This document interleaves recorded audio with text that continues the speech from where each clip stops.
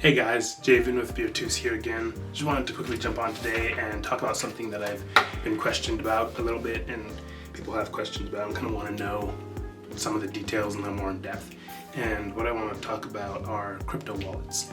I'm sure you've heard of crypto wallets before. It's kind of like any other wallet. Essentially, it stores a certain type of currency. So just like you put cash or coins into a bag or into a physical wallet that you put in your pocket like we're all experienced with, a crypto wallet's the same idea, just a little bit different.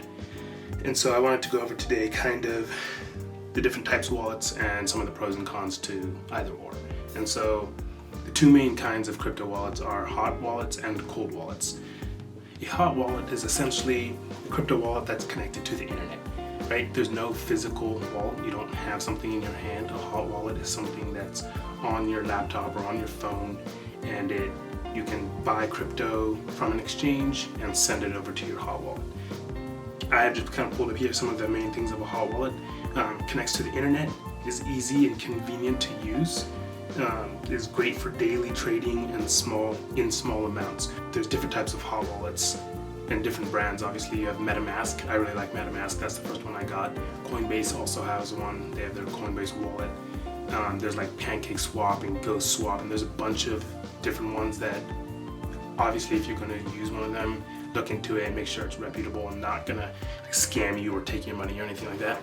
But those are just some examples of different hot wallets, and essentially you can pin it to your taskbar, and then when you go into an exchange, like let's say Robinhood or even Coinbase, and you buy crypto, say you buy Bitcoin, you can buy it on the exchange, and then you have the option to send that crypto over to your hot wallet. And so it's really quick, it's really seamless, really easy. You don't have to plug anything to your laptop or your phone. You can just send it over quickly and seamlessly. So that's a hot wallet. Some of the downsides of a hot wallet is it's not as secure, right? It's still on the internet, so technically it's easier to hack than a cold wallet, which I'll go into some of the aspects of a cold wallet. But essentially, the pros of a hot wallet, it's faster, easier, and more convenient. The downsides are it's not as secure, easier to hack if someone was malicious and wanted to. And it's on your laptop or your phone, so if that crashes, you can lose access and just a bunch of different things. It's not as secure as a cold wallet.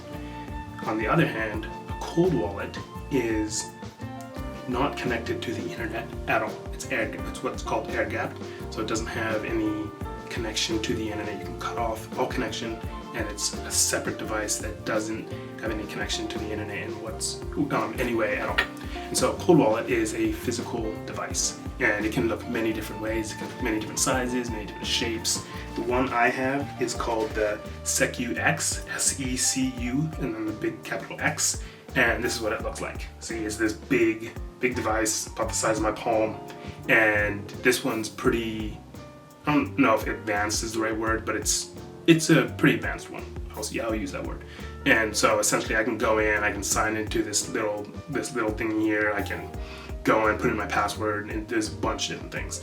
And so this one's pretty good. I like the brand. I did a lot of research in them, and it's called SecuX. I think this was the V12. Anyway, but that's an example of a cold wallet. And so essentially when you have a cold wallet, I can do the same thing as I would with a hot wallet. I buy the money off of an exchange like Robinhood or Coinbase or any other exchange. I buy it and then I send it over. The best way to do it is you actually plug this device. It comes with a little cable, plugs in there, and I'll plug it into my laptop. And then I'll go in and I'll select the device when it pops up on my screen, and then the device will have its own address, and I'll send the money.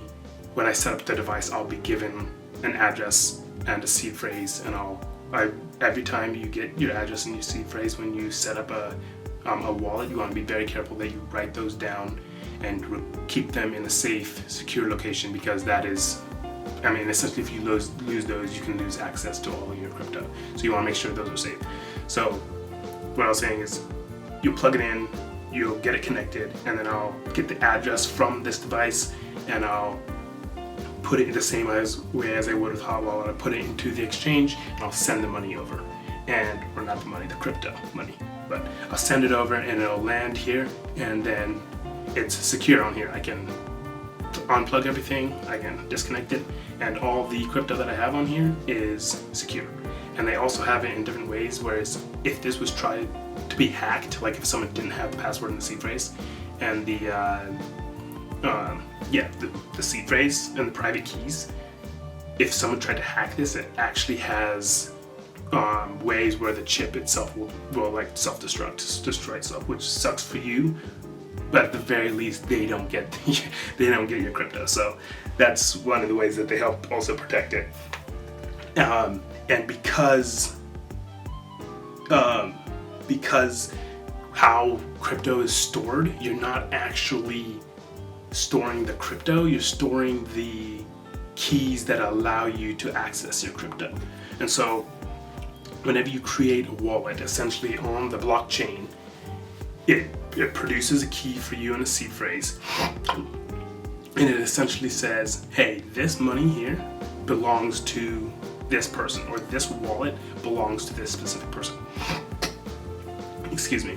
And so when you send money over, you're technically not sending money over, you're sending those private keys over, and they're stored on here, but technically the actual crypto is still on the exchange, up in the ether, up in, it's up in their cloud. And so that's kind of, I can go into a deep video on that, and the exchanges and the blockchain and all of that, but I just kind of wanted to go over wallets so that you have a bit of an understanding. And so just to kind of wrap up, a hot wallet, think of a hot wallet as cash in your pocket. At any moment you can pull it out, you can spend it, you can put it back in your pocket, you can hold it in your hand, you can whatever, right? It's easy and accessible. I can walk in a store and I can buy a coffee with it, or a coffee shop and I can buy a coffee really easily and really quickly. Imagine a hard or a cold storage wallet as a bank vault locked up in, I don't know, Switzerland, right? The Tower Basel. It's a bank vault in the Tower Basel. You cannot access it very quickly, very easily. You need different, know the guy, and he has to know you to let you in. You have to have the passwords and the keys and all of that, right? So it's a little more time consuming, a little tedious. Like if I was to try to send this from here, it would take me a couple minutes, 5-10 minutes, right? Whereas on my hot store or my hot wallet, I can go in, I can send it over in literally less than a minute. So security, ease of use, quicker, just the different things that are for each, whether it's the hot wallet or the cold wallet, is going to be different and different for your use. I like to have both. I think both are necessary and serve their functions. I don't think there's any reason to have one and not the other. I think both are good, and it just depends on what application. And so I like to keep a little bit on my hot wallet, especially if I'm trading, and then I like to send most of it over to my cold storage wallet. So those are kind of some of the main things. If you have any questions, obviously shoot them down in the comment section, and do your research if you're getting cold storage wallets. I would say I like the SecUX. Ledger's also good. I think there's another one called Trezor. They're also good. But obviously do your own research. None of this is financial advice. I gotta say that in every video, but it's just I like talking about these things, and I like educating people about this kind of stuff. So obviously shoot your comments and your questions down in the comment section, and we will be having many more videos coming along. Like and subscribe, also gotta say that. And I will be posting some stuff, me and my cousin, the other guy from Virtus, we will be posting. We're going on a family trip this weekend, so we're gonna be posting about that. And yeah, just stay up to date, and I hope you guys follow us along. Thank you.